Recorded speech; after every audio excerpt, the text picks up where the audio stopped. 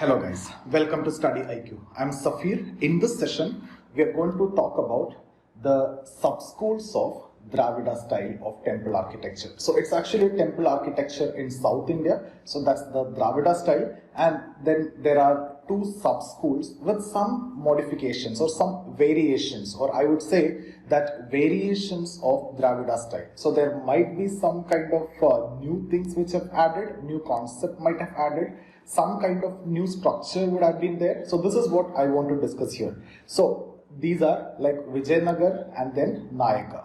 So we will be discussing these two. When I talk about sub-schools of Dravida style of temple architecture, means we will be focusing on Vijayanagar and then we will also discuss Nayaka. Okay, so this too is what we are actually going to cover. Now before that, guys, when you see the temple architecture in South India, we have to understand the four different stages. In fact, I have covered this. I have that with me already. So I'll just go for a quick recap of what we have done. So temple architecture in South India, we have started off with that, and I've told you that it actually started during Pallava rule. So Pallava rule, the temple architecture in South India started, and Dravida style flourished during Chola's time. Okay. So the most important ruler during Pallava rule, that is Mahendravarman first, and whose period it actually started. That's around 6th century AD. Okay, and then these are the different stages of development of temple architecture in South India, and each stage is actually named after the respective rulers at that point of time. So you'll see the first stage, Mahendravarman stage, and then Narasimhan stage, and then Rajasimha stage, and then Nandivarman stage.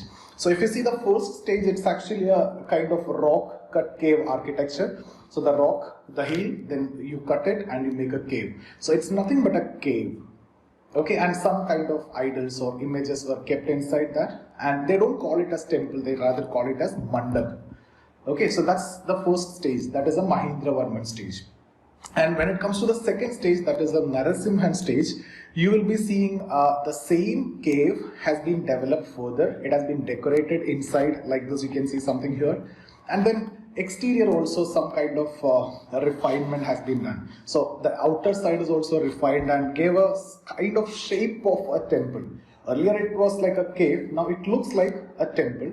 Though it's in the same hill and the same cave, but it now you got a look and feel of a temple. It's not a separate structure, it's not in a plain area, it's in the hill only. It's that cave which is modified, and they started calling it as Rathas. So Dharmaraj Ratha and Draupadi Ratha both are in Mahabalipuram, which as the example we have discussed.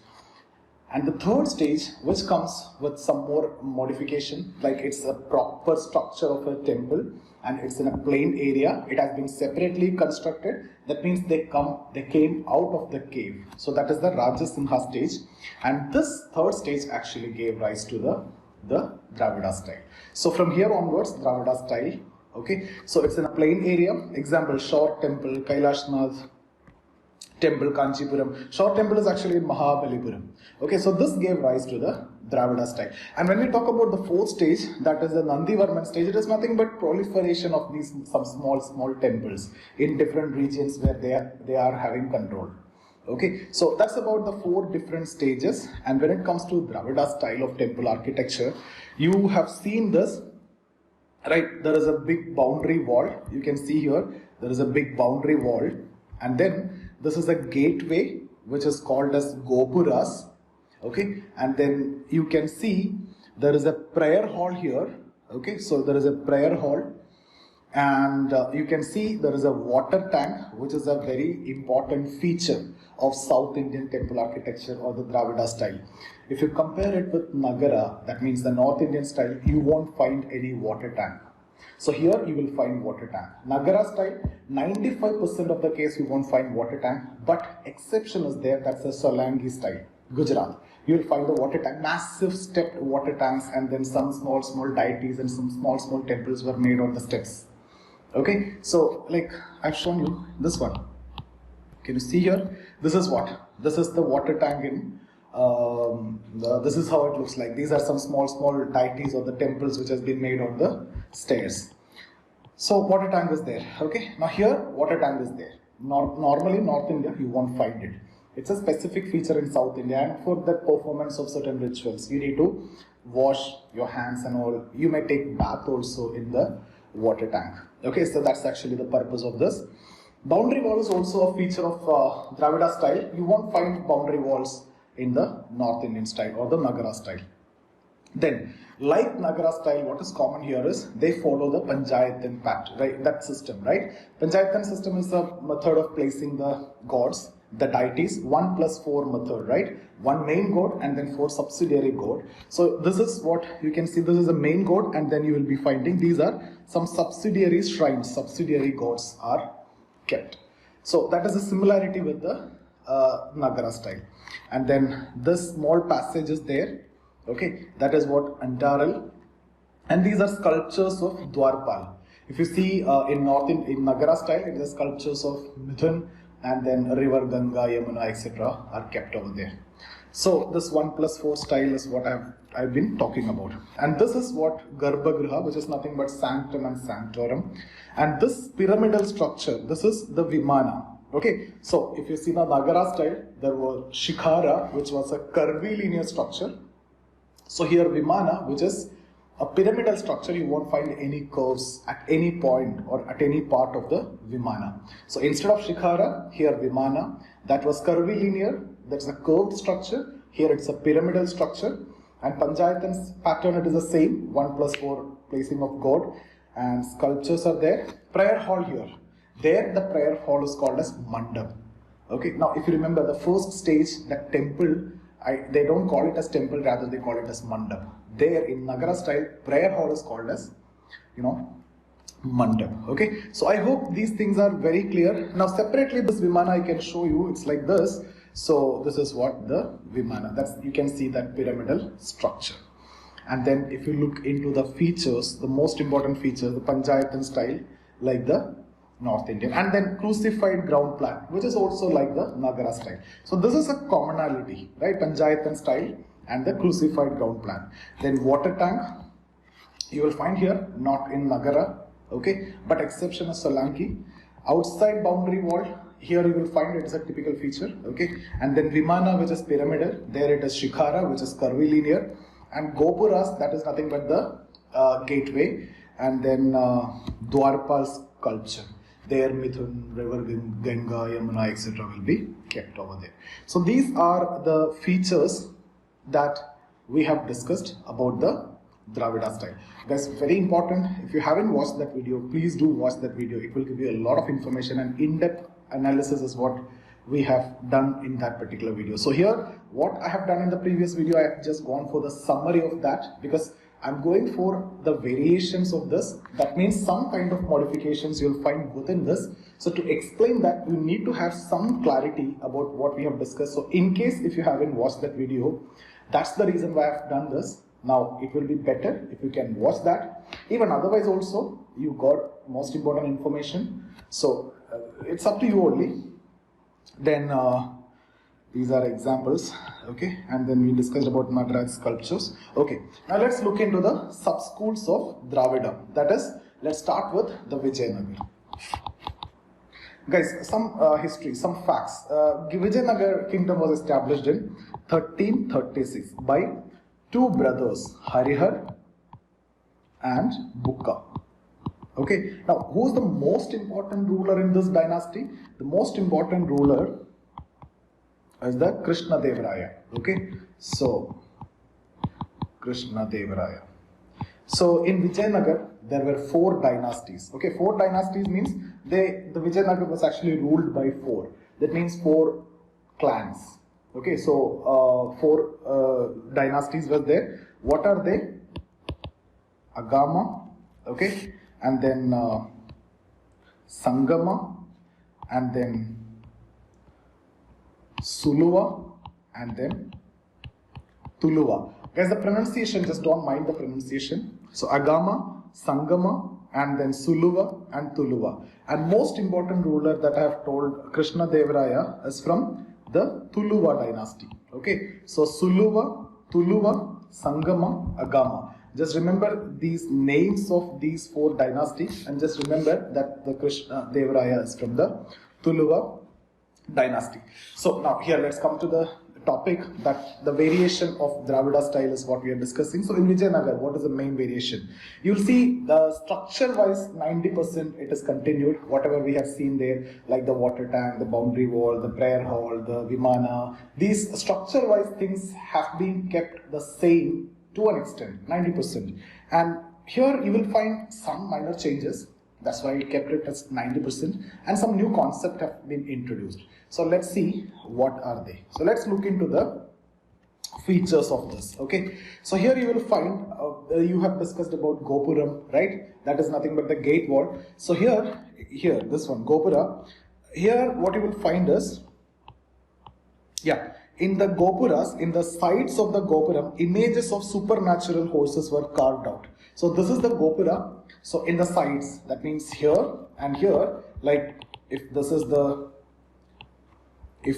how the gateway, and the sides, the Gopuram, this is the Gopuram. Gopuram, I don't know how you pronounce. So here the supernatural horses were carved out. So that is something which you see as special in Vijayanagar. Okay, now second important feature that I can discuss is, I've already told you there are some outer walls. Okay, the premise will be with outer walls, but here there will be big outer walls. So there is the very high enclosure walls, or very high outer boundary walls. Now why? This is basically for the protection. So during that time there are some threats and there are some fights which is going on with the Bahmani kingdom. So this they want to protect their kingdom. So that's the main objective, because you will be able to fight.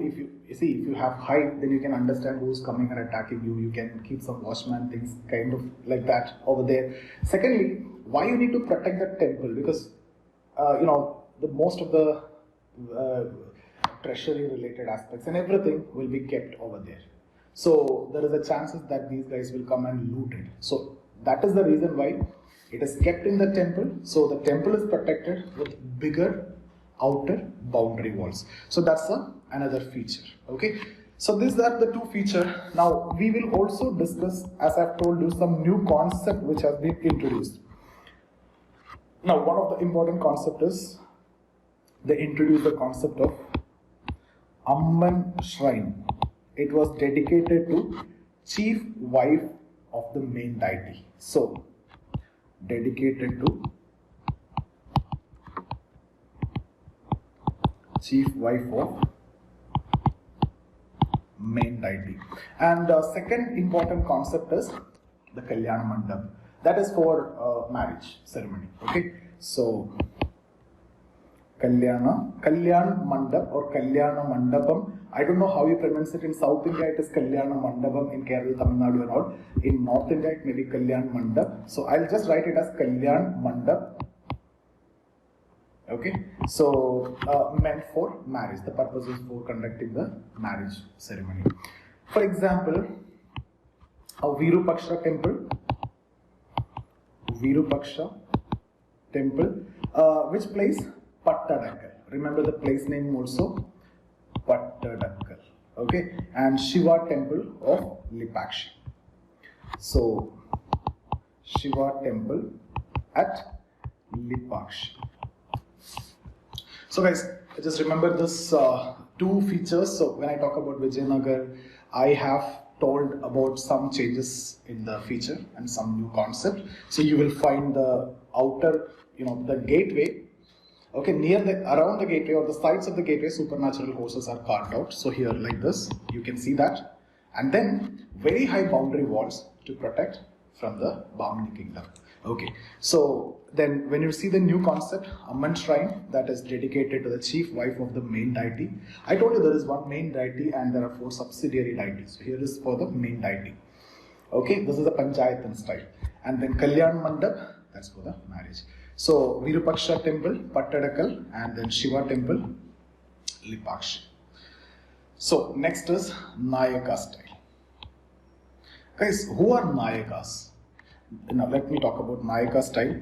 Nayakas were actually the provincial governors of the Vijayanagar kingdom.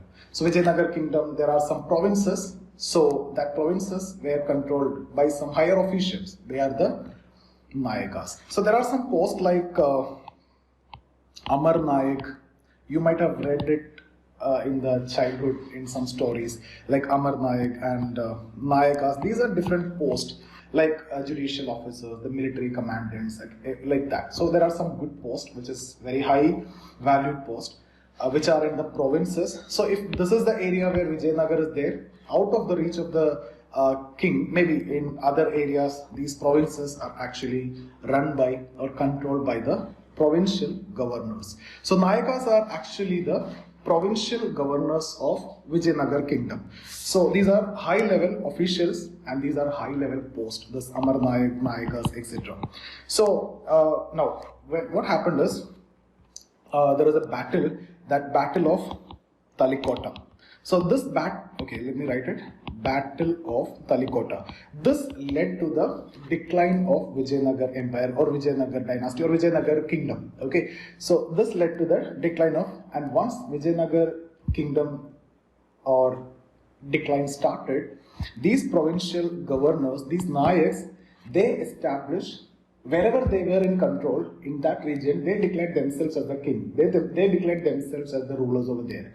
Okay, so that means they don't face any threat from others. Firstly, because Vijayanagar have many enemies, so they declare themselves as independent. So firstly, they won't face any threat. Secondly, they establish their own area. So they will be having complete control in that area. So that is what you mean by their area. Okay, so the provincial governors of Vijayanagar kingdom, they established their own kingdom, those small areas, once the decline of Vijayanagar started. Okay, so they became Nayaka rulers. Okay, after the decline of Vijayanagar empire. Why they started making temples?